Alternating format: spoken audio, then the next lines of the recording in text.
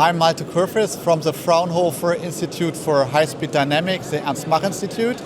I've been for now 20 years in the aerospace and also automotive industry, mainly concerned first with non-destructive testing, but now I'm head of a crash test center, so I combine the non-destructive testing methods together with very destructive testing. My name is Yann Leost, and I'm also working in aeronautic sectors, but also cars crash.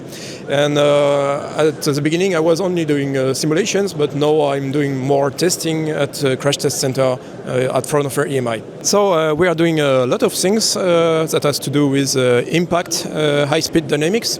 And especially for aeronautic, we already perform a bird strike, also drone impact, ice impact.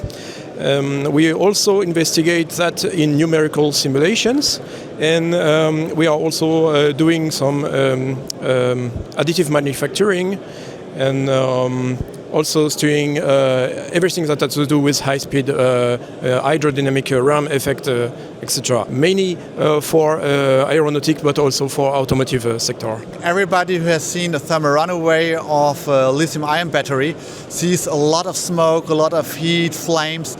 So with standard methods like high-speed videos, you can't observe much what's going on in there. Of course, you have temperature measurement, but it's only located at certain areas, but you don't get a good overview of what's happening inside. The big advantage of X-ray technology is that you're able to look inside things like you do when you're at the doctor and have a broken bone. But usually you have to keep still for an X-ray image, but we developed a high-speed X-ray technology up to several thousand frames per second.